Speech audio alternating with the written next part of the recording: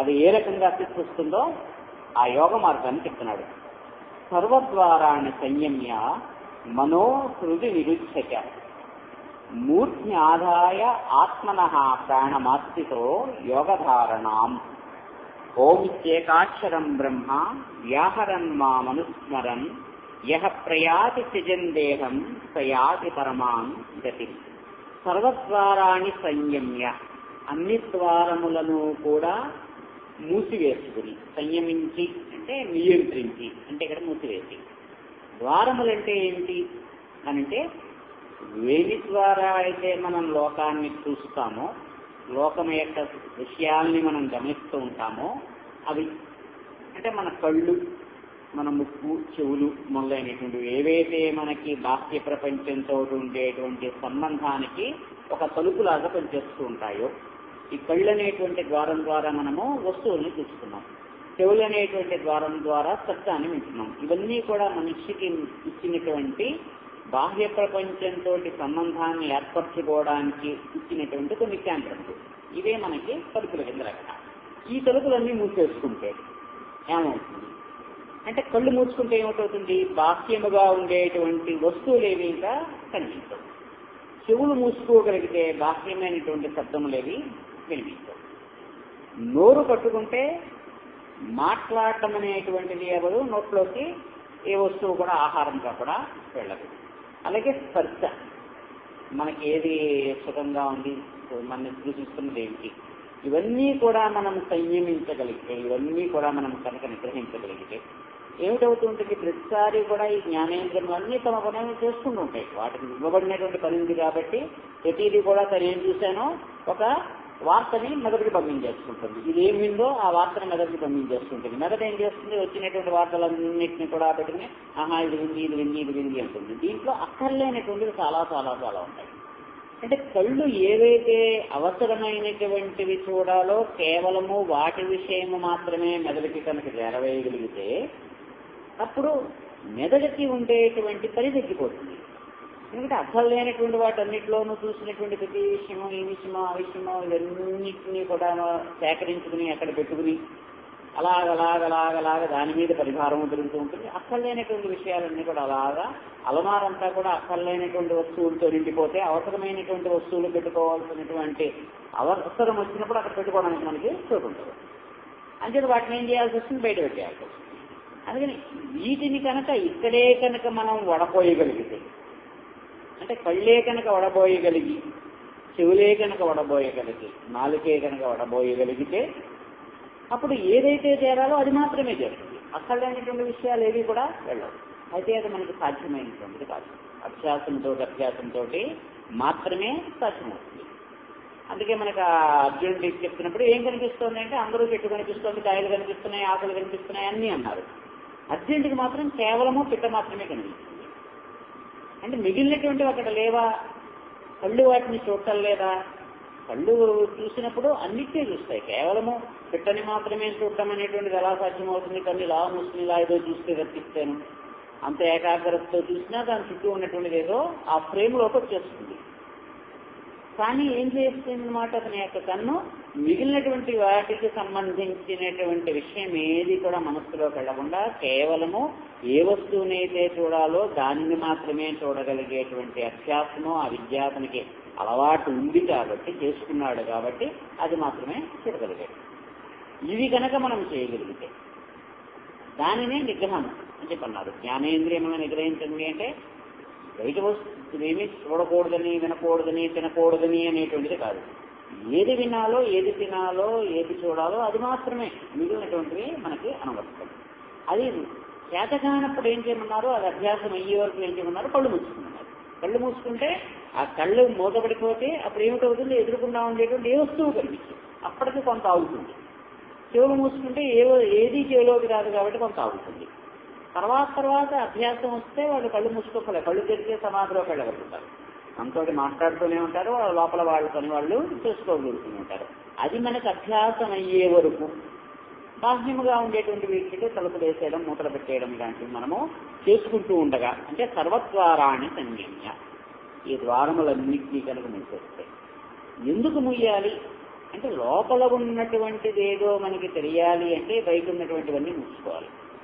మూస్తే తప్పిస్తే ఇప్పుడు మన పాట ఉంది, ఆ పాట రికార్డ్ చేసాము, ఆ వెనకాల బ్యాక్గ్రౌండ్ లో నేపథ్యంలో అనేకమైనటువంటి శబ్దాలు చిందరవందరగా ఉంటుంటే పాట మనకి వినిపించదు.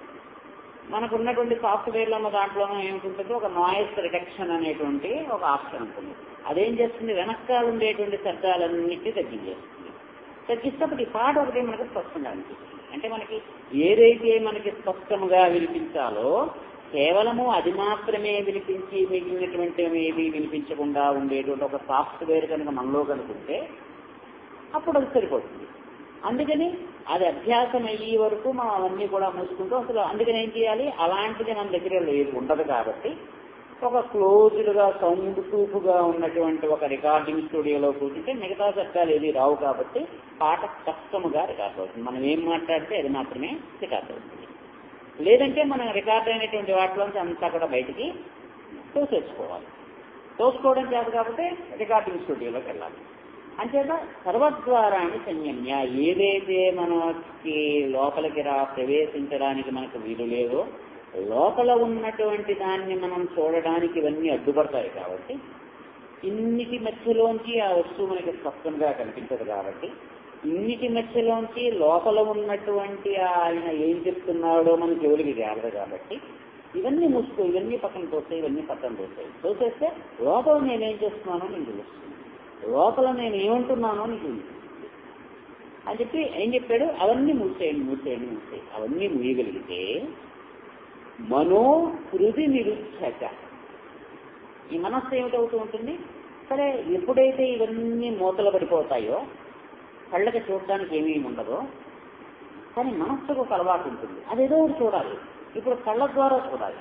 కళ్ళ ద్వారా చూడడం అనేటువంటిది సాధ్యం కాకపోతే అది ఏం చేస్తుంది, ఇన్నాళ్ళు కళ్ళు తనకి పంపించినటువంటి వార్తలు ఏవైతే ఉన్నాయో ఇవన్నీ వెనక్కి రివైండ్ చేసుకుని ఆ విషయం గురించి ఈ విషయం గురించి కళ్ళు మూసుకోగానే కాలేజీ గుర్తొస్తుంది, కళ్ళు మూసుకోగానే రైతు బజారు గుర్తొస్తుంది, కళ్ళు మూసుకోగానే పైన వంటింట్లో ఏం జరుగుతుందో గుర్తొస్తుంది. ఆ వంటిల్లో అది ఆ వస్తువు అక్కడ పెట్టామా లేదా, అయితే ఎక్కడ ఉందా లేదా, మనం ఒక షాప్కి వెళ్ళామా, ఆ పర్సులో 10 రూపాయలు ఉండాలి, ఎక్కడ వదిలేసుకుంటాం, కాలేజీ బజార్స్లో పెట్టినామా, అక్కడెక్కడో షాప్లో వెళ్ళామా, అక్కడ మర్చిపోయామా, ఇవన్నీ నెమరేసుకోవడం మొదలుస్తుంది. ఎందుకని మనం కళ్ళకి పని చెప్పలేదు కాబట్టి, చెవులకి పని చెప్పలేదు కాబట్టి మనస్సుకి ఖాళీగా ఉండడం అనేటువంటిది ఇష్టం లేదు, దానికి అలవాటు లేదు. అందుకని ఏం చేస్తూ ఉంటుంది, ఈ జరిగినటువంటి పనులన్నీ నెమరేసుకుంటూ కూర్చుంటుంది. వాళ్ళు ఏమన్నారు నన్ను, వీళ్ళు ఏమన్నారు, అప్పుడు వాళ్ళు ఇలా అన్నారు కదా, ఇప్పుడు వీళ్ళు ఇలా అన్నారు కదా, అక్కర్లేనటువంటివన్నీ బయటకు తీసి వాటిల్లో ఉంటుంది. అంటే దానికి ఏదో ఒక పని ఉండాలి.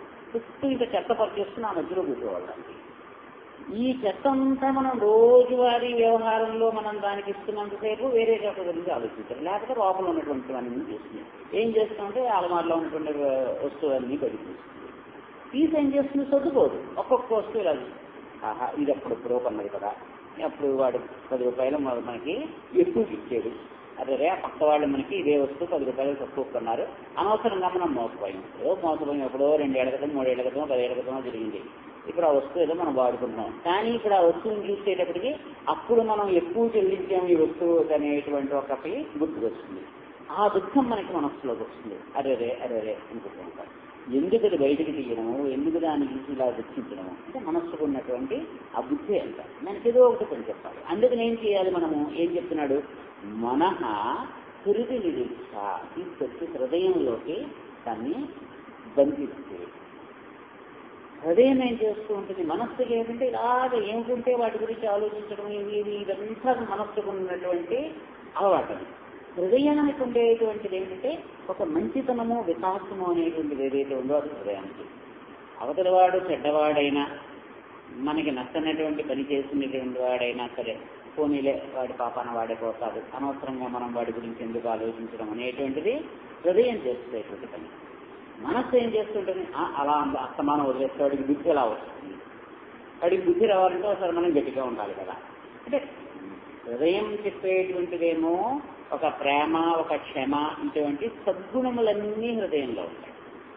మనస్సులో ఉండేటువంటివన్నీ కూడా ఎటువంటి అంటే ఒక రకమైనటువంటి మనకి ఇంతవరకు జరిగినటువంటి సన్నివేశాల వల్ల మనకి ఏర్పడినటువంటి అనుభవాలు, వాటి తాలూకు మనకు ఉండేటువంటి ఆ ఇంప్రెషన్స్ ఏవైతే ఉంటాయో, ఆ ముద్రలు ఏవైతే ఉంటాయో అవన్నీ మనసులో ఉంటాయి. నెగిటివ్ కూడా చెప్తుంది, నెగిటివ్ పాజిటివ్ రెండు చెప్తుంది. ఒక్కోసారి పాజిటివ్గా చెప్తుంది, ఒక్కోసారి నెగిటివ్గా చెప్తుంది. అంటే మనస్సులో ఉండేటువంటివన్నీ ముద్రలు. దానికి ఎటువంటి ఏ రకమైనటువంటి పరిస్థితులు, పరిసరాలు, ఏ రకమైనటువంటి అనుభవాలు అది కూడా కట్టుకుందో, ఏం తెచ్చుకుందో దానికి సంబంధించినటువంటి ఆలోచనలన్నీ మనస్సులో ఉంటాయి. హృదయం ఏం చేస్తుంది? మనలో ఉండేటువంటి మంచి, మనం చదివినటువంటి, మనకి పెద్దలు చెప్పినటువంటివి ఏవైతే ఉన్నాయో అవన్నీ తీసుకుని వికాసం పొందేటువంటి ప్రయత్నం హృదయంలో ఉంటుంది. అలాగే మనస్సును తీసుకొచ్చి హృదయంలో పెడుతూ ఉంటుంది. పెడితే ఏమిటవుతుంది? హృదయంలో ఉండేటువంటి మంచి ఏదైతే ఉందో, ఆ వెచ్చదనం ఏదైతే ఉందో అదంతా మనస్సుకు కొంచెం పడితే మనస్సు దేని గురించి అయినా ఒకవేళ ఆలోచించినా మంచిగానే ఆలోచిస్తుంది. దాని పనిది మానవు. కానీ అప్పుడు ఏం చేస్తుంది?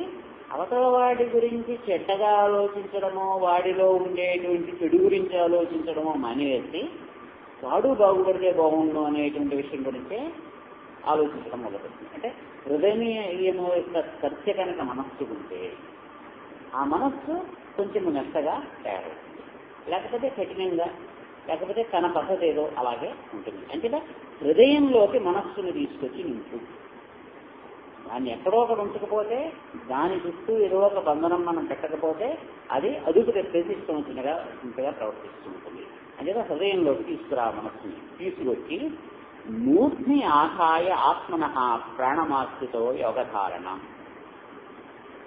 ఈ శ్వాసని, ఉచ్ఛ్వాస నిశ్వాసములు ఏవైతే ఉంటాయో వీటన్నిటినీ కూడా ఈ మూర్ధములోకి, అంటే ఈ మెదడులోకి ఉండేటువంటి వరకు ఇలాగ గాలిని పైకి పీల్చుకుంటుంది.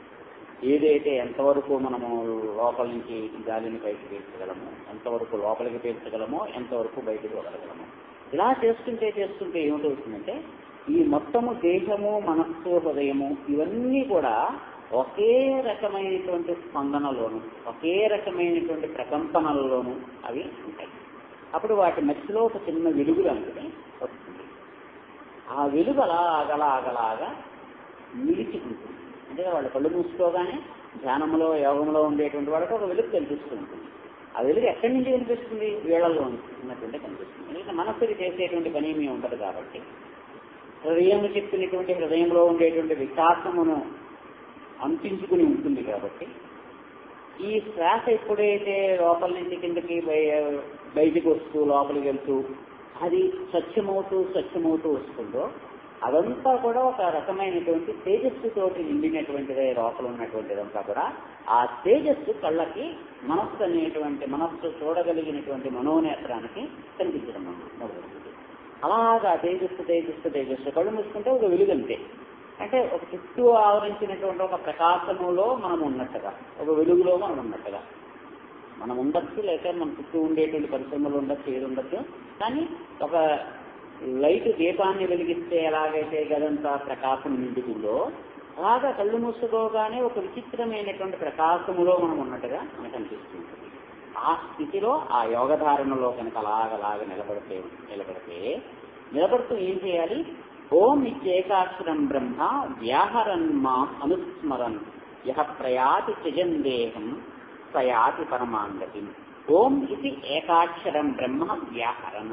ఓం అనేటువంటి అక్షరాన్నలాగా దాన్ని స్మరించుకుంటూ జపం చేసుకుంటూ, అంటే మనస్సులోనే ఈ గాలిని పీల్చేటప్పుడు, వదిలేటప్పుడు కూడా ఓంకారాన్ని చేసుకుంటూ లోపలికి పీలుస్తున్నప్పుడు గాలిని ఓం అనుకుంటూ ఉంటాం, బయటికి వదులుతున్నప్పుడు ఓం అంటాం. ఇది నిరంతరము మనలో జరుగుతూనే ఉంటుంది. అందుకే దానికి అజప గాయత్రి అంటారు. అంటే గాయత్రి మంత్రాన్ని మనం జపం చేస్తే అది జపించేటువంటి గాయత్రి. మన ఉచ్ఛ్వాస నిశ్వాసములతోటే మనం ఓంకారాన్ని కనుక మనం చేయడం అనేటువంటిది కనుక సాధన చేస్తే అది అజప గాయత్రి. అంటే ప్రత్యేకంగా మనం ఏమీ జపం చేయము, కానీ లోపలికి గాలి పీలుస్తున్నప్పుడల్లా కూడా ఓం అనేటువంటిది వినిపిస్తుంది, లోపలికి వెళ్తుంటుంది. బయటకు గాలి వస్తున్నప్పుడల్లా కూడా ఓం అనేటువంటిది వస్తుంటుంది. దానినే కొంతమంది పెద్దలైనటువంటి వాళ్ళు కనుక, యోగులైనటువంటి వాళ్ళు కనుక నిద్రపోతున్నప్పుడు కనుక మనం జాగ్రత్తగా కనుక వింటే ఒక చిన్న శబ్దం వస్తుంటుంది ఓం అనేటువంటిది. మనం వాళ్ళు ఏదో గొరగబెడుతున్నారు, అలా గాలి అలా పీల్చడం అలాగా శబ్దంలా వస్తుందేమో అని అనిపిస్తుంటుంది. కానీ లోపల నుంచి నిరంతరముగా ఆ ఓంకారం వాళ్ళల్లో అవుతూనే ఉంటుంది. ఓం ఓం అనేటువంటి అలాగా వాళ్ళల్లో ఆ జపము వాళ్ళు మానసికముగా కూడా కాకుండా జపించకుండానే ఆ జపం జరుగుతూ ఉంటుంది. కాబట్టి దానికి ఆ జప గాయత్రి అని చెప్పన్నారు. అది అలాగా జపము అవుతూనే ఉంటుంది. ఎలాగైతే మనకి కొన్ని రాళ్లని ఇలాగా మోగిస్తే అది సంగీత ధ్వనులను ఇస్తాయో, ఆ సంగీతం ఎక్కడుందంటే ఆ రాళ్ల లోపల ఉంది. అది మోగించినప్పుడు మనకి వినిపిస్తుంది. ఆ యోగులు నిద్రపోతున్నప్పుడు మనకి అది వినిపిస్తుంది. అలాగా ఆ ఓంకారం అనేటువంటి దాన్ని ఇది ఏకాక్షరం, ఇది ఒకటే అక్షరం. అంటే ఒకే అక్షరం అంటే దీనిలోంచే మిగిలినటువంటివన్నీ వచ్చాయి కాబట్టి ఇది ఒకటే అక్షరం. మిగిలినటువంటివన్నీ కూడా దీని యొక్క వికృతులే, దీని యొక్క రూపాలే. ఉన్నటువంటిది ఇది ఒకటే. మిగతా వారిని కూడా మనం వేరు వేరు రూపాలుగా మనం చెప్పినప్పటికీ కూడా అదే గోధుమ పిండితోటి మనం ఏదో ఈ వస్తువు చేస్తాం, ఆ స్వీట్ చేస్తాం, ఈ స్వీట్ చేస్తాం, ఇన్ని రకాలైనటువంటివి చేస్తాం. కానీ ఉన్నటువంటి మూలమైనటువంటిది అక్కడ ఒకటే ఉంది. అవన్నీ దాంట్లోంచి మనం చేసినటువంటి రకరకాలైనటువంటి వస్తువులు, రకరకాలైనటువంటి రుచిలే రప్పిస్తే ఉన్నటువంటిది ఒకటే. ఉన్నటువంటిది ఓంకారం ఒకటే. ఆ ఓంకారం ఒకటే మనలో సాగుతూ ఉంటుంది, ఈ సృష్టిలో ఉంటూ ఉంటుంది, సమస్తాన్ని మనం అంటిపెట్టుకున్నటువంటిది ఉంటుంది. అదే బ్రహ్మం. బ్రహ్మము అంటే బృంహణము, వ్యాపించేటువంటి దానికి బ్రహ్మం అని చెప్పి పెట్టారు. సృష్టిలో సమస్తములోనూ వ్యాపించి ఉంటాడు కాబట్టి ఆయనకి బ్రహ్మ అని చెప్పారు. అంటే ఎక్కడైనా ఎందులో అయినా సరే ఆయన అలాగా ఉంటూనే ఉంటాడు. ఏ వస్తువు తీసుకున్నా, ఏ సన్నివేశాన్ని మనం చూసినా, ఏ వ్యక్తిని చూసినా అందరిలోనూ అన్ని చోట్ల అన్ని వేళలా ఉండేటువంటిది ఏదైతే ఉంటుందో దానికి బ్రహ్మం అని చెప్పి పేరు. అది లేకుండా ఏది ఉండదు. అది లేనటువంటి ప్రదేశము ఉండదు. అది లేనటువంటి సమయం అనేటువంటిది ఉండదు. ఎప్పుడు ఎక్కడైనా సరే అలాగా ఉంటూనే ఉంటుంది. అంటే అది ఒకటే ఉంటుంది, అదే బ్రహ్మము. దాన్ని మనము ఓంకారం అని చెప్పి మనము పిలుస్తాం. అని చెప్పి ఈ ఓంకారం నిరంతరము మనలో సాగుతూ ఉండాలి. శ్వాస లోపలికి వెళ్తున్నప్పుడు ఓంకారం అవుతూ ఉండాలి, శ్వాస బయటకు వస్తున్నప్పుడు ఓంకారము అవుతూ ఉండాలి. ఇలాగ చేస్తూ మాం అనుస్మరణ, నన్ను స్మరిస్తూ, అంటే ఓంకారం ఇలాగ సాగుతూ ఉంటుంది. సాగుతూ ఉండగా నన్ను స్మరించమన్నాడు. నన్ను అంటే నేను అనేటువంటిది ఏదైతే ఉందో దాన్ని స్మరించమన్నాడు. రమణ మహర్షి యొక్క జీవిత చరిత్ర మనం చదివితే ఆయన నేను ఎవరు అనేటువంటి ఒక ప్రశ్న వేసుకున్నాడు. వేసుకుని ఆ ప్రశ్న అనేటువంటి తాడు పట్టుకుని అలాగలాగలాగా పైకి కిందకి వెళ్ళడం మొదలుపెట్టాడు. నేనెవరు? ఈ శరీరం నేనా? ఈ శరీరమే కనుక నేనైతే నిద్రపోతున్నప్పుడు నాకు శరీర స్పృహ ఉండదు, కానీ నేను అనేటువంటి నా మనస్సులో కొన్ని ఆలోచనలు, కళలు ఇవన్నీ వస్తున్నాయి కదా. అంచేత శరీరము నేను కాదు. మరి మనస్సు అనేటువంటిదే నేను అనేటువంటిది కనుకైతే ఏ మనస్సు కూడా పనిచేయనటువంటి ఒక స్థితి కనుకుంటే అప్పుడు కూడా నేనున్నాను అనేటువంటి ఒక భావం ఉంటుంది. కాబట్టి అది కూడా నేను కాదు. ఇలాగ నేనంటే ఎక్కడ? ఇంకా ఇది కాదు. మరి నేనంటే ఎక్కడ అని ఇలాగ అది గుర్చుకుని అలాగ లోపలికి వెళ్ళడం. అంటే దానిని స్మరిస్తూ, అంటే కళ్ళు మూసుకుని ఆ చుట్టూ ఉన్నటువంటిది ఇదేమిటి, దీని యొక్క స్వరూపం ఏమిటి, దీని యొక్క అసలు స్థితి ఏమిటి, ఇది మనకి ఎంతవరకు ప్రయోజనకరము, ఇలాగ ప్రతిదాని గురించి దాన్ని జ్ఞాన మార్గం అన్నారు. జ్ఞానులు ఏం చేస్తారు? యోగులైతే ఏదో యోగం చేసుకుంటారు, కర్మిష్ఠులైతే ఏదో పనులు చేసుకుంటుంటారు, భక్తులైతే ఏదో పాటలు పాడుకుంటూ ఉంటారు, ఇవన్నీ ఉన్నాయి. కానీ జ్ఞానులైనటువంటి వాడు ఏం చేస్తాడంటే వాడు వాళ్ళ ఆవిడ తాగిస్తే తాగి అక్కడ కూర్చోవడం, పేపర్లు దూకోవడం తప్ప. అంటే నిరంతరము మనస్సులో వాళ్ళకి చింతన జరుగుతూనే ఉంటూ ఉంటుంది.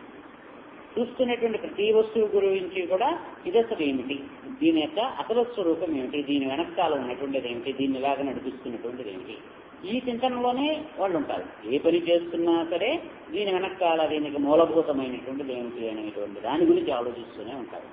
అంటే నన్ను స్మరిస్తూ ఏ పని చేస్తున్నా కానీ ఈ పనులన్నీ చేస్తూ ఉండగా నన్ను స్మరిస్తూ ఉంటే యహ దేహం త్యజన్ ప్రయాతి, అలాంటి వాడు కనుక దేహాన్ని విడిచిపెట్టి వెడితే వాడు ఏం చేస్తాడు? పరమాంగతిని యాతి, పరమమైనటువంటి స్థితిని చేస్తాడు. ఇక్కడ మాస్టర్ గారు చాలా చక్కగా చెప్పారు. దేహాన్ని విడిచిపెట్టడము అంటే మరణించడం అనేటువంటి అర్థం కాదు. దేహం అనేటువంటి భావనని విడిచిపెట్టడం.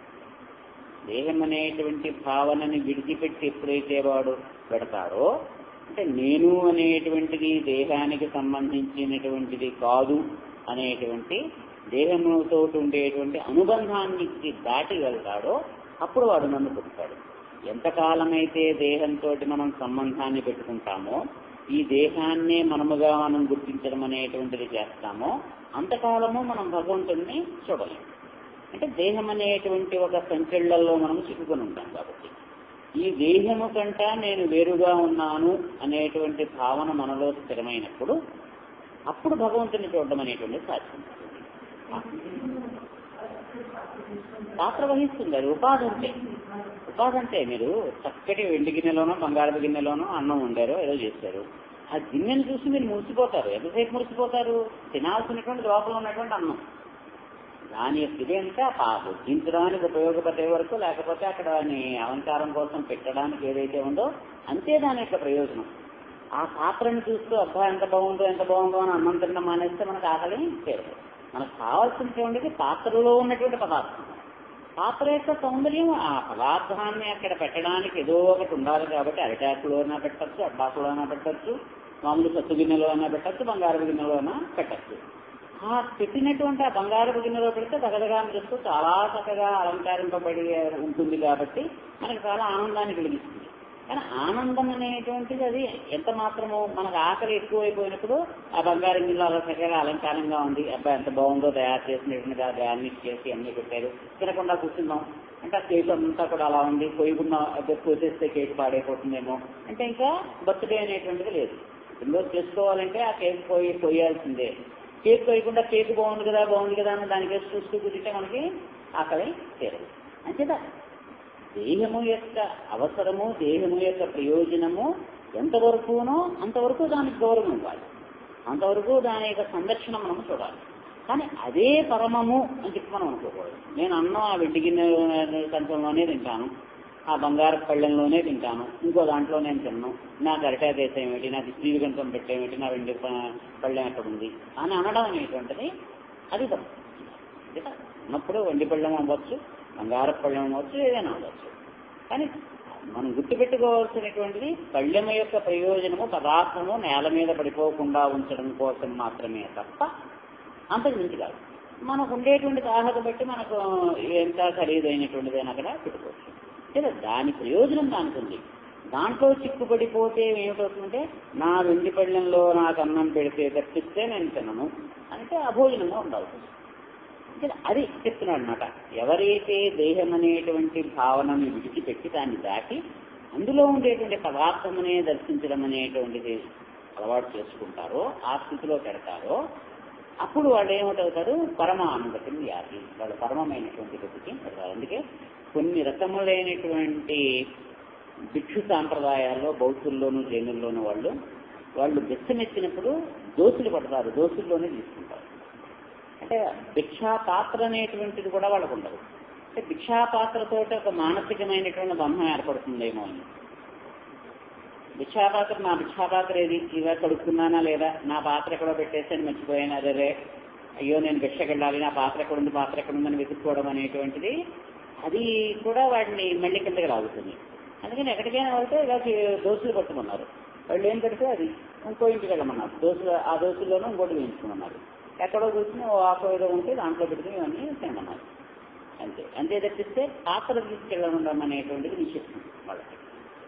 అంటే మనని మనం ఎట్టి పరిస్థితుల్లోనూ కూడా అతి చిన్న పొరపాటు వల్ల కూడా మళ్ళీ మనం బంధంలో చిక్కుకుంటామేమో అంటే మనస్సుకు ఉన్నటువంటి ఆ బుద్ధి అలాంటిది. దానికి ఇది అది ఏం లేదు. దానికి ఇంట్లో పెద్దవాళ్ళు మడిబట్ట ఉంటుంది, ఆ మడిబట్ట కట్టుకుంటే తప్పిస్తే పూజలు అంటారు. ఫోన్లే ఇప్పుడు ఆ మడిబట్ట కనిపించలేదా, ఎక్కడో ఉంది, లేక ఆరలేదు, కొనుక్కోలేదు, పట్టు చీర కట్టుకుని కుదరదు. ఆ మడిబట్ట, ఆ రాగి చెంబు అక్కడ దాంతో అక్కడ కూర్చుంటే తప్పిస్తే నా పూజ పూర్తవ్వదు, లేదా దేవుడు కోపం వస్తుంది, ఆ మనసులో అన్ని నిలవదు. అది చేస్తున్నంతసేపు కూడా మడిబట్ట ఏమైందో, అది ఇలా ఆరలేదు, అది అక్కడ ఏమైపోయిందో అని చెప్పి. అంటే మనకి ఏదైనా అవ్వచ్చు, అది మడిబట్ట అవ్వచ్చు, ఇంకోటి అవ్వచ్చు. మనస్సు ఏమిటి, ఒకసారి 4 సార్లు 5 సార్లు కనుక ఆ వస్తువుని మనం ఉపయోగించుకుంటుంటే ఇది నాది అనేటువంటి భావన కనుక మనకు ఏర్పడితే దాంతో దానికి దారం చుట్టేసి గట్టిగా మనకు ఖాళీ చేసి పెట్టేస్తుంది.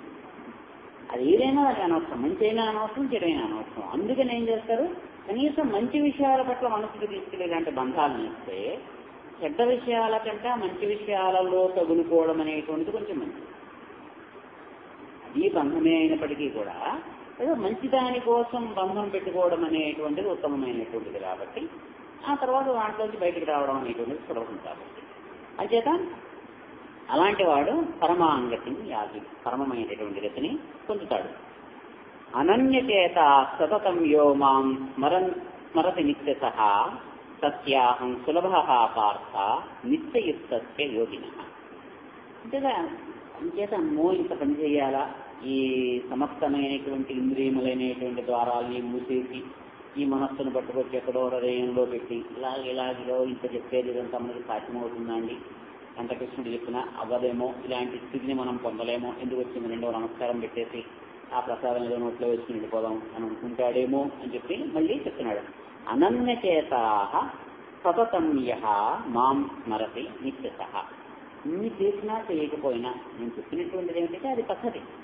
ఈ పద్ధతి ఇలా కనుక జరిగితే ఇంత తక్కువగా ఏదో మీరు సంగీతం నేర్పితే ఇలా నేర్చుకుంటే చాలా బాగుంటుంది. అమ్మ బాబాయ్ నాకు రాదండి, కాలం తగ్గిపోతుంది మైదర్లో అని మొదలు పెట్టడానికే భయపడితే నీకు ఎలా వస్తే అలా పాటు పర్వాలేదు.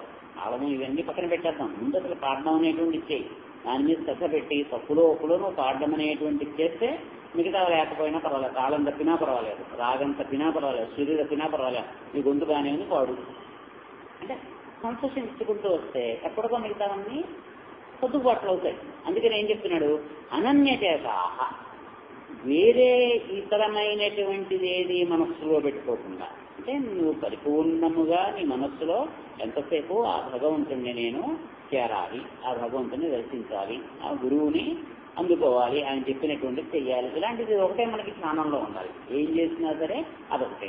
ఏమిటి మీరు చేయము అంటే మా గురువు గారు చెప్పినటువంటి పని చేయము, లేదా భగవంతుడిని దర్శించడము, ఆయన ఉండేటువంటి దాన్ని మనం చేరడము. ఇదే ఇది ఒక్కటే మనస్సులో పెట్టుకుని ఇంకా మిగిలినటువంటి వారిని కూడా దీని తర్వాతే, మిగిలింది ఏదైనా సరే మొట్టమొదటి కావాల్సినటువంటిది ఇదే, మిగతాది ఏదైనా దీని తర్వాత, మిగతా విషయాలన్నీ తర్వాత చూద్దామంటే ముందు ఈ పని అవ్వాలండి అని దీనికి కనుక ముఖ్యమైనటువంటి ప్రాముఖ్యాన్ని కనుక ఇవ్వగలిగితే అనన్యచేత యః మాం నిత్యః స్మరతి, ప్రతినిత్యము నన్ను అలాగే స్మరిస్తూ ఉంటాడు. ఎప్పుడైతే మనకి అదే కావాలి అనేటువంటి భావన మనస్సులో ఉంటుందో దాని మీదే మన స్మరణ ఉంటూ ఉంటుంది, దాని మీదే ఉంటూ ఉంటుంది.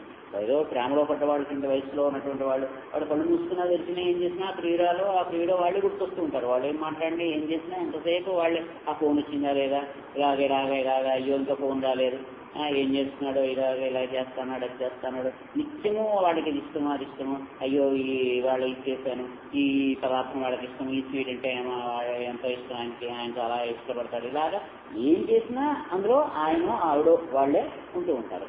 అలాగే నా గురించి కనుక తెలియగలిగితే నువ్వు ప్రతినిత్యము ఏం చేస్తున్నా సరే నన్నే స్మరించుకుంటుంటే నీ మనస్సులో నేను తప్పించేమీ లేకుండా ఉంటే, అంటే ఏం చేసినా అబ్బా మాస్టర్ గారికి పాట చాలా ఇష్టం అండి, ఆయన ఉన్నప్పుడు ఈ పాట పడితే చాలా సంతోషించేవారు, అబ్బా మాస్టర్ గారు గురు పూజల్లో ఈ కూర చేస్తే చాలా సంతోషించేవారండి, మాస్టర్ గారు ఇలా చేసేవారండి, ఈ కృష్ణుడి బొమ్మంటే మాస్టర్ గారికి ఇష్టం. అంటే ఎక్కడ ఏది చూసినా మనం దానితోటి మన గురువును లేదా మన దైవాన్నో దేన్నో అనుసంధించుకుని అదే మనం గుర్తు చేసుకుంటూ ఆ స్థితిలో కనుక మనం ఉంటే సత్య అహం సులభ పార్థ, అలాంటి వాడికి నేను చాలా సులభంగానే చెప్తాను. వాడు ఇవన్నీ చేసినా చేయకపోయినా వాడు ఎప్పుడూ నన్నే స్మరిస్తున్నాడు కాబట్టి, నా మీదే మనస్సు పెట్టుకుని ఉన్నాడు కాబట్టి వాడికి నేను చాలా సులభంగానే చెప్తాను. అంటే వాడు తెలియకుండానే ఇవన్నీ చేస్తున్నాడు. అక్కడ కూర్చుని ఇలాగా నా మనస్సు నేను గ్రహిస్తాను, కళ్ళు మూసుకుంటున్నాను, చెవులు మూసేసుకుంటున్నాను, ముక్కు మూసేసుకుంటున్నాను, నోరు మూసేసుకుంటున్నాను, ఇవన్నీ వాడే అనుకోకల్లా, వాడు అవన్నీ మూసుకునే ఉంటాడు. ఎందుకని వాడి మనస్సులో నేనే ఉన్నాను కాబట్టి ఈ ఇతరమైనటువంటివి ఏవి మనస్సులోకి చేరవు.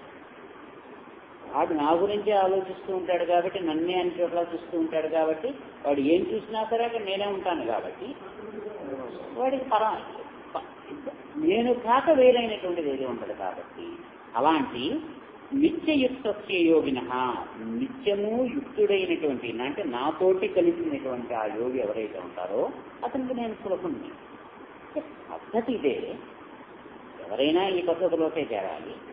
ఈ పద్ధతిలోకి చేరడము అనేటువంటిది ఒక్కొక్క మెట్టు ఇలాగా ఆచరించుకుంటూ చేయడం అనేటువంటిది ఒకటి ఉంటుంది.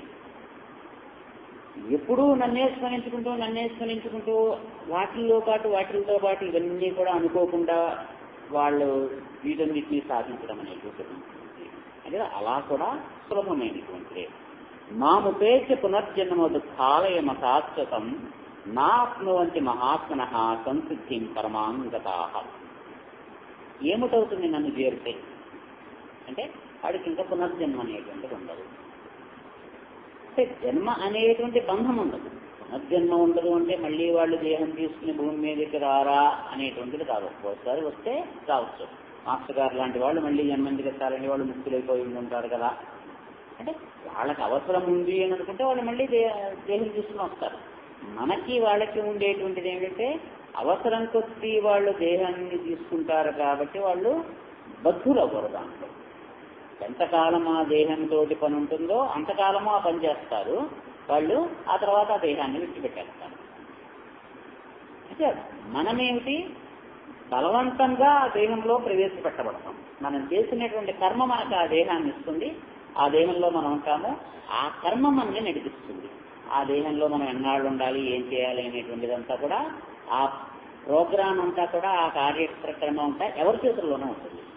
యోగులైనటువంటి వాళ్లకు, పెద్దలైనటువంటి వాళ్లకు ఆ ప్రోగ్రామ్ అంతా వాళ్ళ చేతుల్లో ఉంటుంది.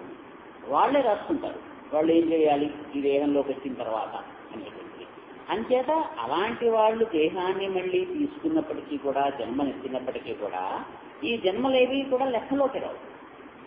అవన్నీ కూడా వాళ్ళకి జన్మల కింద కాదు. మనకి వాళ్ళకి ఏంటంటే బంధమైనటువంటి జన్మ మనకుంటుంది, బంధము లేనటువంటి జన్మ వాళ్ళకి ఉంటుంది. అంటే మనం పరీక్ష రాసేసాము, పాస్ అయిపోయాము, అయినా సరే ఇంప్రూవ్మెంట్ కోసం మళ్ళీ పరీక్షకు వెళ్తున్నాము. మనం ఫ్రీగా ఉంటాం. 4 మార్కులు ఎక్కువ వచ్చాయా వెళ్ళండి కూడా ఆ మార్కులు ఉంటాయి. లేకపోయినా మన మార్కులు ఉన్నాయి, మనం ఆల్రెడీ పాస్ అయిపోయాం. అప్పుడు మనం పరీక్ష వెళ్తున్నప్పుడు మనకు బుర్రలో టెన్షన్ ఏమీ ఉండదు. హ్యాపీగా వెళ్తాం, చివరి వరకు నవ్వుతూ ఉంటాం. ఆ పేపర్ చూస్తాం, వస్తే అర్థం రాసలేదు. ఎందుకని మనం ఆల్రెడీ పరీక్ష పాస్ అయిపోయాం, క్లియర్ చేసేస్తాం. మళ్ళీ మనకు అది ప్రాబ్లం ఏం లేదు. కాకపోతే మనం పోలింగ్ 4 మార్కులు ఎక్కువ వస్తాయేమో అని మనం ఇంకో అటెంప్ట్ ఉంది కదా మనకి అని చెప్పి మనం చేస్తున్నాం. అంటే వాళ్ళ జన్మలు అలా ఉంటాయి. వాళ్ళకి దానివల్ల కట్టుబడిపోవడం అనేటువంటిది ఏమి ఉండదు. ఒకవేళ ఆ జన్మలో వాళ్ళు అనుకున్నది చెయ్యలేకపోయినా నష్టమైనది. దానివల్ల చూసేవా నువ్వు ఫెయిల్ అయిపోయావా, అదేమిటయ్యా నువ్వు కూడా వచ్చి నువ్వు కూడా చేయలేకపోయావు, ఏం పోయింది ఈ జన్మలో నష్టం లేదు. నేను ఎన్నుకున్నటువంటి వాళ్ళు, నా చుట్టూ చేర్చుకున్నటువంటి వాళ్ళు వాళ్ళతో నాకు సాధ్యం కాలేదు, వెళ్ళండి పర్వాలేదు. దాటిపోయినటువంటి వాళ్ళు జన్మలు తీసుకోవడానికి మనం జన్మలు తీసుకోవడానికి తేడా ఏంటంటే మనకు ఆ పరీక్ష క్లియర్ అవ్వాలి. మనం పాస్ అయితే తప్పిస్తే ముందుకు వెళ్ళాలి. వాళ్ళు పరీక్ష పాస్ అయిపోయి మళ్ళీ సరళంగా మనతో పాటు వస్తున్నారు. అందుకని దానిని పునర్జన్మ లేకపోవడం అంటారు. అంటే దేహం తీసుకోవచ్చు, తీసుకోకపోవచ్చు. పునర్జన్మ లేదు అంటే ఇంక వాళ్ళు మళ్ళీ భూమి మీదకి రావడానికి వెళ్ళేది, మళ్ళీ ఎందుకు పుడుతున్నావు నువ్వు అని అనడానికి లేదు. అదనమాట. మాముపేక్ష నన్ను పొందినటువంటి వాడు దుఃఖాలయం అశాశ్వతం పునర్జన్మ నాప్నువంతి. దుఃఖమునకు కారణమైనటువంటి నిలయమైనటువంటి మనకేంటంటే జన్మ మళ్ళీ తీసుకున్నావు, ఇంత ప్రణాళిక ఉంది, ఇవన్నీ నువ్వు చేయాలన్నారు, ఇదంతా లిస్ట్ ఇచ్చారు, ఇవంతా చేసుకుంటూ రావాలి. ఇదంతా మనం చేసుకోగలిగితే సంతోషం, లేకపోతే మనకు దుఃఖం. అంటే మనకి ఈ జన్మ అనేటువంటిది కొంత దుఃఖ కారణం. అలాగే అశాశ్వతం, మనం ఎన్నాడు ఉంటాము అనేటువంటిది మన చేతుల్లో లేదు. మన దగ్గర కొంచెం పని ఉండిపోయిందండి అంటే పేపర్ లాగేస్తుంటాడు, 3 గంటలు అయిపోగానే టెక్స్ట్ బెల్ల కొట్టేస్తాడు, ఇచ్చే లాస్ట్లో ఒక 2 లైన్లు ఉన్నాయండి కుదరదు. అయ్యో ఈ జన్మలో 4 పనులు ఉండిపోయాయండి, లిస్టులో మీరు ఇచ్చిన పనులన్నీ చేస్తాను, 4 పనులు ఉండిపోయి మళ్ళీ దీని కోసం జన్మ ఎక్కడిస్తానండి, ప్లీజ్ ఇంకో 4 రోజులు పొడిగించండి అంటే కుదరదు. అంచేత ఇది అశాశ్వతమైనటువంటిది. మనం శాశ్వతంగా ఉంటుంది పెంచుకుందామంటే మన చేతుల్లో ఉన్నటువంటిది కాదు. అలాంటి పునర్జన్మ నా ఆత్మవంతి వాళ్ళకి సంసిద్ధిం పరమాంగతాః. ఎందుకంటే వాళ్ళ పరమమైనటువంటి ఏదైతే ఉందో దాన్ని పొందినటువంటి వాళ్ళు. అంతే వాళ్ళకి జన్మ అనేటువంటిది వాళ్ళు సరదా కోసం మన కోసం తీసుకుంటే రావాలే తప్పిస్తే వాళ్ళకి చెయ్యాల్సినటువంటి మనకిలాగా బంధమైనటువంటిది లేదు. వాళ్ళు 10 సార్లు ఆల్రెడీ తిరుపతి వెళ్ళారు, వెళ్ళి చూస్తారు, మనతో పాటు మళ్ళీ రండి అన్నారు, వెళ్ళాము. మన దర్శనం అయిపోయినా వాళ్ళకి పెద్ద ప్రాబ్లం ఏం లేదు. వాళ్ళు మేము చాలా సార్లు చూసామండి స్వామి, అదే మొదటిసారి వెళ్తున్నాడు, అయ్యో దర్శనం లేదంటే ఒకసారి అయ్యింది, ఇంకోసారి దర్శనం కోసం ప్రయత్నం చేద్దామా, వీటి ఒకటి తిరుగుతుంటాడు. పోనీ నువ్వు ప్రయత్నం చేసుకుని కావాలంటే నాకేం అక్కర్లేదు. ఎక్కడికైనా వెళ్ళాలి అన్నా అయ్యో మనం వాళ్ళు చూడటం కుదరలేదన్నా వీడంతగా బాధపడ్డాడు. ఎందుకని ఇవన్నీ జరిగిపోయాయి కాబట్టి వాడికి. అంటే దుఃఖం అనేటువంటి దానికి అతీతంగా ఉంటాడు. ఆ పని జరిగినా సంతోషమే, జరగకపోయినా దుఃఖమేమీ వాడికి లేదు. అటువంటి స్థితిలో ఉండేటువంటి వాళ్ళు నన్ను చేసేటువంటి వాళ్ళు, నన్ను పొందినటువంటి వాడికి ఇంకా ఏది పొందవలసినటువంటిది ఏదీ లేదు, వాడు సాధించవలసినటువంటిది ఏదీ లేదు. వాడు ఏదైనా వస్తే మన కోసం వస్తాడంతే. మీరు వెళ్తున్నారా కారులో గాడి ఉందా, కొన్ని నేను వస్తానండి, వాడికి రావాలనేటువంటిది ఒక కంపల్షన్ ఏమీ లేదు. వచ్చి తీరాలి, ఈ పని చేసి తీరాలి అనేటువంటి వచ్చాడు కాబట్టి మనకి సాయం చేస్తాడు. దగ్గరదారండి అది అలాంటివని చెప్పి ఏదో మనకి సాయంగా మనకి తోడుగా ఉండడం కోసం రావడము మాత్రమే అని చెప్పి చెప్తున్నాడు. ఇది ఎప్పుడు సాధ్యమవుతుంది? నన్ను చేస్తే అని. ఆ బ్రహ్మభవనాల్లో కాహ పునరావర్తినో వచ్చిన మాముపేక్షిత కౌంటేయ పునర్జన్మ నిత్యతే. నన్ను చేరితే అని అంటున్నావు కదా. ఈ నేనంటే ఏంటంటే చిత్త శివర స్థితిలో ఉన్నటువంటిది ఏదైతే ఉందో అది. అంత అంటే కింద స్థితులు కూడా ఉంటూ ఉంటాయి. అంటే మనం కనుక కొంత సాధన చేసుకుంటే, మనం కనుక కొంత మంచి మార్గంలో ఉంటే ఏవో ఇవి చిన్న చిన్న స్థితులు అంటే మనకు కూడా కలిగి ఉంటాయి. అప్పుడప్పుడు మనం అన్నది అయిపోతూ ఉంటుంది. మనకు ఏదో కల్లో ఏదో కనిపిస్తుంది, ఆ కల్లో కనిపించినటువంటిదే జరుగుతూ ఉంటుంది. మనం ఏదో మనకి వినిపిస్తూ ఉంటుంది, ఆ వినిపించినటువంటిది ఎవడో వచ్చిన ఆయన చెప్పి చెప్తూ ఉంటాడు, మనం కొంచెం సాధించామని చెప్పి మనం అనుకుంటూ ఉంటాం. ఇవన్నీ జరుగుతూ ఉంటాయి. అంటే మనం పునర్జన్మ దాటేసామేమో అనుకుంటూ ఉంటాం. ఇంకా మనకు అక్కర్లేదు, మనం అన్నీ వచ్చేస్తున్నాం. 4 సార్లు మనం చెప్పింది నిజమైపోయింది, 4 సార్లు మనకు కనిపించిందంతా జరిగిపోయింది. ఇవన్నీ స్థితులే, అవన్నీ వస్తూ ఉంటాయి, అవన్నీ కూడా జరగచ్చు. అయితే ఏది శాశ్వతం కాదు. ఎప్పటి వరకు శాశ్వతం కాదు? బ్రహ్మ అనేటువంటి లోకంలోకి వెళ్ళే వరకు కూడా ఇలాంటివి నువ్వు పొందినా సరే మళ్ళీ కిందకు వస్తున్నావు. బ్రహ్మలోకము వరకు ఉండేటువంటి ఈ లోకాలన్నీ కూడా నువ్వు చేసినటువంటి పని బట్టి నీకేం చేస్తూ ఉంటారు, ఏదో ఈ టీవీలోనూ వాటిల్లోనూ చూపించినట్టుగా ఈ స్టార్స్ ఇది ఏదో నువ్వు బాగా పాడావు ఇక్కడ స్టార్ పెడుతూ ఉంటారు, ఏదో నీకేమో ఈ పాయింట్లు అంటూ ఉంటారు. అంత మాత్రం చేత వీడు డైరెక్ట్గా ఫైనల్స్ వీడి నెత్తి క్రియేటం ఏమీ వచ్చేది. నెక్స్ట్ రౌండ్లో మళ్ళీ కింద పడుకోవచ్చు. ఇప్పుడు 4 స్టార్స్ ఈ రౌండ్లో ఈ మనకు వచ్చాయి కదా అన్నంత మాత్రం చేత మనకి ఈసారి ఈ ఎపిసోడ్కి మనం నెత్తి మీద వచ్చిన కిరీటం పెట్టినంత మాత్రం చేత మనం సాధించేసినట్టు కాదు, ఇంకా సాధించాల్సిన చాలా ఉన్నాయి. ఆ సెకండ్ రౌండ్లో మళ్ళీ నువ్వు లాస్ట్లో ఉంటావు, నీకంటే వెనకాల వాళ్ళు ముందుకు వచ్చేది. ఇదంతా ఎప్పటి వరకు అవుతుంది?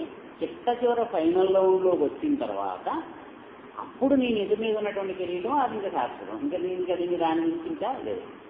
అలాగా నన్ను చేరే వరకు ఈ రకంగా ఒకసారి నేను నా పేట మీద కూర్చోబెడుతూ ఉంటాను, దింపుతూ ఉంటాను, చాలాసార్లు చేసుకుంటాను. నువ్వు చాలా లోకాల్లో ప్రవేశిస్తూ ఉంటావు. ఈ ఇక్కడి నుంచి వెళ్తే దేహాన్ని విడిచిపెట్టిన వెంటనే పితృలోకాల్లోకి వెళ్తారు. పితృలోకాల్లో ఒక ఏడాది పాటు ఉంటారు. ఆ ఏడాది పాటు ఉన్న తర్వాత సూర్యలోకాల్లోకి వెళ్తారు. ఈ సూర్యలోకంలో అక్కడి నుంచి వాళ్ళు కొన్నాళ్ల పాటుగా జీవిస్తారు. అక్కడి నుంచి కొంతమంది ఏం చేస్తారు, నక్షత్ర లోకాల్లోకి వెళ్తారు. ఆ నక్షత్ర లోకాల్లోంచి పైన ఉండేటువంటి ఇంకొన్ని లోకాల్లోకి వెళ్తారు. అక్కడి నుంచి ఇలాగ బ్రహ్మలోకం వరకు వెళ్తూ ఉంటాం. మనం సాధన చేస్తున్న కొద్దీ ఇలాగ ఒక్కొక్క లోకం మనం దాటుకుంటూ మనం చేసినటువంటి సాధన వల్ల బ్రహ్మలోకం వరకు నువ్వు వెళ్తావు.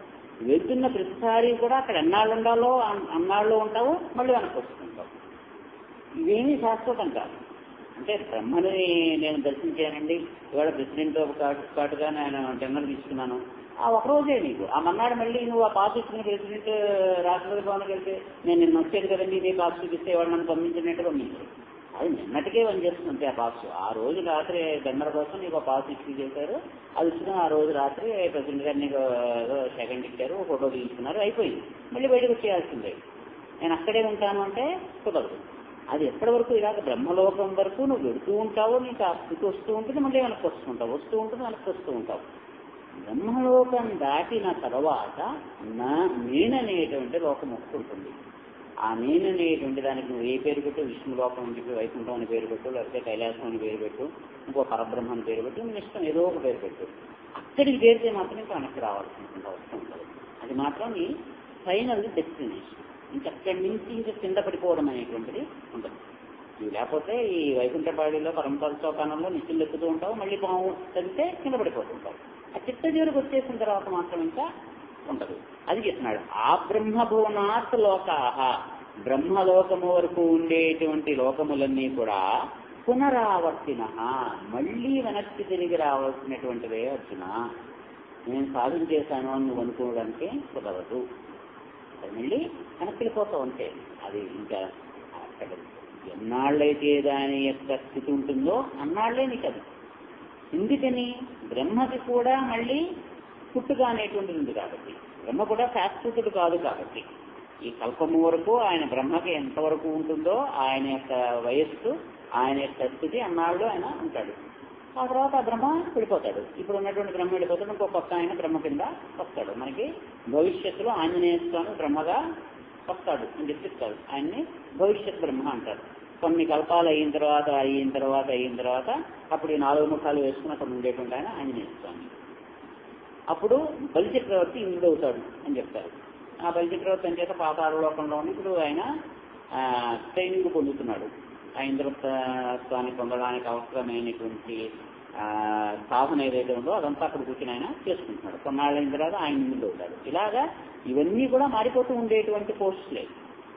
అంటే వాళ్లే శాశ్వతులు కానప్పుడు వాళ్ళతో పాటుగా ఒకసారి ఆ ప్రెసిడెంట్ గారు వెళ్ళిపోతే ఆ ప్రెసిడెంట్ గారు ఉండేటువంటి బిఏ వీళ్ళు వాళ్ళు ఎవరైతే ఉన్నారో వీళ్ళంతా వెళ్ళిపోవాలి. కొత్త వాళ్ళని తీసుకోవచ్చు. వీళ్ళని కంటిన్యూ చేయాలనేటువంటిది ఏమి కూడా లేదు. అంతేగా ఆ ఆఫీసర్ ఉన్నంతసేపు నువ్వు ఆ ఆఫీసర్ యొక్క మంచిగా నీకు ఉంటే మీకు ఏదో పోస్ట్ ఇచ్చాడంటే ఆయన వెళ్ళిపోయిన తర్వాత ఈ కుర్చీ నాదే నేను మాత్రం ఎక్కడి నుంచి రథమంటే చదవడు. ఇంకోటి వస్తే వాడు కూర్చుంటాడు ఇక్కడ. అంతేగా ఆ బ్రహ్మభువనాత్ లోకాః పునరావర్తినః అర్జున మాముపేక్షిత కౌంతేయ పునర్జన్మని విద్యతే. నన్ను చేరితే మాత్రం పునర్జన్మ అనేటువంటిది ఉండదు. అంటే నేను ఎప్పుడైతే నేననేటువంటి స్థితిలోకి వస్తారో, బ్రహ్మాన్ని దాటినటువంటి స్థితిలోకి వస్తారో, అంటే సృష్టి అనేటువంటిది దాటి సృష్టి జరగడానికి ముందుండేటువంటి స్థితిలో ఉండేటువంటి వాళ్ళు ఎవరైతే ఉంటారో ఆయన్ని చేస్తారో, ఆయన సృష్టికి అతీతుడు కాబట్టి అక్కడికి వెళ్తే మళ్ళీ మనం సృష్టిలోకి రావాల్సినటువంటి అవసరం లేదు. ఈ లోపల ఎక్కడున్నా సరే వీళ్ళతో పాటు మళ్ళీ మనకి వచ్చేయాల్సిందే. ఎందుకంటే వీళ్ళకి కూడా కొంత సమయం ఉంది కాబట్టి, కొంత అవధి ఉంది కాబట్టి, అది ఎంత అనేటువంటిది తర్వాత శ్లోకంలో చెప్తాడు. ప్రజాభ్య పరిపాలయంతాం న్యాయేణ మార్గేణ మహీమహీషాః